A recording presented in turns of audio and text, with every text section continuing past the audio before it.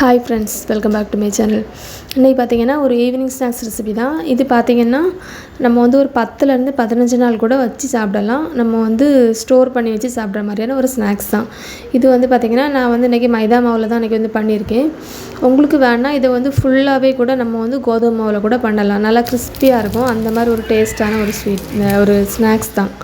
இது வந்து ஒரு பவுல் எடுத்துருங்க. ஒரு 2 கப் அளவுக்கு நான் வந்து மைதா தான் எடுத்திருக்கேன். நீங்கள் வந்து இதுக்கு பதிலாக அந்த மாதிரி கோதுமை கூட எடுத்துக்கிடலாம். 1 டீஸ்பூன் அளவுக்கு உப்பு, ஒரு 1/2 டீஸ்பூன் அளவுக்கு ஜீரகம், அப்புறம் பார்த்திங்கன்னா ஒரு 1/2 டீஸ்பூன் அளவுக்கு ஓமத்தை மட்டும் நல்லா வந்து கையில் வச்சு கசக்கி போட்டுவிடுங்க. அப்போ தான் நல்லா ஃப்ளேவர் வந்து வரும். அதனால தான் இப்போ எல்லாம் போட்டு நல்லா வந்து மிக்ஸ் பண்ணிக்கிடுங்க.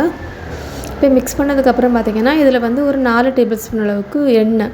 நான் அன்றைக்கி நார்மலாக வந்து சன்ஃப்ளவர் ஆயில் தான் யூஸ் பண்ணியிருக்கேன். நீங்கள் இதுக்கு பதிலாக நெய் கூட அதே அளவுக்கு யூஸ் பண்ணலாம். அதுவும் டேஸ்ட்டு நல்லாயிருக்கும். இப்போ வந்து ஊற்றிட்டு நல்லா வந்து பிசைஞ்சிடுங்க. இது பிசைகிறது பார்த்திங்கன்னா நல்லா பிசைஞ்சிட்டு நம்ம வந்து கையை வச்சு பிடிச்சா அந்த இது வந்து பிடிபடணும். அந்த மாதிரி இருக்கணும். அப்போ தான் நல்லா வந்து மிக்ஸ் ஆகிருக்குன்னு அர்த்தம். இப்போ பார்த்தாலே தெரியும் இந்த அளவுக்கு இப்படி இருக்கணும். இப்போ நல்லா மிக்ஸ் பண்ணதுக்கப்புறம் பார்த்திங்கன்னா கொஞ்சமாக தண்ணி ஊற்றி நல்லா திக்கான மாவாட்டு நம்ம வந்து பிசைஞ்சு எடுத்துக்கலாம். நம்ம வந்து பூரிக்கெலாம் பிசைவோம்ல, அந்த மாதிரி நல்ல திக்கான மாவாட்டு இப்போ பிசைஞ்சு எடுத்ததுக்கப்புறம் மூடி வச்சுட்டு பார்த்திங்கன்னா ஒரு 1/2 மணி நேரம் அப்படியே வச்சுருங்க. அப்போ தான் நல்லா சாஃப்டாகும்.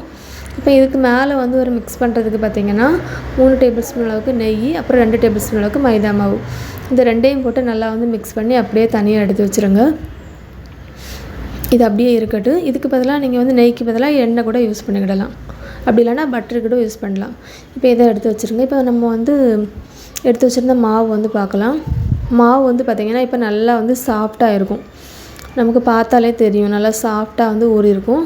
இப்போ இந்த மாவை பார்த்திங்கன்னா எடுத்துகிட்டு பார்த்திங்கன்னா ஒரு 4 போர்ஷனாட்டு பிரித்து எடுத்துக்கிடலாம். நம்ம வந்து ஒரே டைமில் வந்து விரித்து பண்ணும்போது கஷ்டமாக இருக்கும். அதனால தான் இப்போ ஒரு 4 போர்ஷனாட்டு பிரித்து ஃபஸ்ட்டு எடுத்துக்கிடலாம். இப்போ 4 எடுத்ததுக்கப்புறம் பார்த்திங்கன்னா நான் இதில் வந்து மாவு எதுவுமே நான் வந்து போட்டு தேய்க்கலை. ஏன்னா வந்து அதிலே வந்து எண்ணெய் வந்து நிறையா இருக்கனால நம்ம விரிக்கும் போது பார்த்திங்கன்னா நல்லா வந்து வரும். அதனால தான் கொஞ்சம் ரொம்ப திக்கால கொஞ்சம் ஓரளவுக்கு தின்னாக வந்து நம்ம வந்து தேய்ச்சி எடுத்துக்கலாம். இப்போ தேய்ச்சி எடுத்தாச்சு. இப்போ மிக்ஸ் பண்ணி வச்சுருந்த அந்த நெய் அப்புறம் மாவு அதுலேருந்து கொஞ்சமாக எடுத்து மேலே வந்து அப்ளை பண்ணிக்கிடுங்க. இதை பண்ணிவிட்டு பார்த்திங்கன்னா எல்லா இடமுமே ஸ்ப்ரெட் ஆகிற மாதிரி நல்லா வந்து கையை வச்சு நல்லா வந்து தடவி விட்டுத்துருங்க. அப்போ தான் எல்லா இடத்துலையுமே நல்லாயிருக்கும். இந்த மாதிரி பண்ணும்போது தான் அது வந்து அந்த ஸ்நாக்ஸ் வந்து பொரிஞ்சு வரும்போது பார்த்திங்கன்னா நல்லா கிறிஸ்பியாக இருக்கும் இடையிலலாம். அதனால தான் இப்போ இதை வந்து அப்படியே நம்ம வந்து ரோல் பண்ணி எடுத்துக்கிடலாம். இப்போ ரோல் பண்ணி எடுத்ததுக்கப்புறம் பார்த்திங்கன்னா கத்தி வச்சு நம்ம வந்து சின்ன சின்ன இதாட்டு கட் பண்ணி எடுத்துக்கலாம். இந்த மாதிரி பண்ணும்போது வந்து நமக்கு வந்து ஈஸியாக வந்து பண்ணிடலாம். ஏன்னா வந்து ஒரேடியாக ரோல் பண்ணிவிட்டு நம்ம வந்து கட் பண்ணால் மட்டும் போதும். இப்போ கட் பண்ணி எடுத்தாச்சு. எடுத்ததுக்கப்புறம் பார்த்திங்கன்னா அந்த லேயராக இருக்கிறது வந்து இந்த இதில் பார்த்தாலே நம்மளுக்கு வந்து தெரியும்.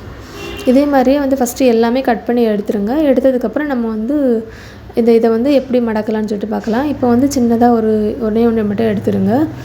எடுத்துகிட்டு லைட்டாக வந்து தேய்ச்சிடுங்க. கொஞ்சம் ரொம்ப பெருசாக தேய்க்க வேண்டாம், ஓரளவுக்கு சின்னதாக தேய்ச்சிடுங்க.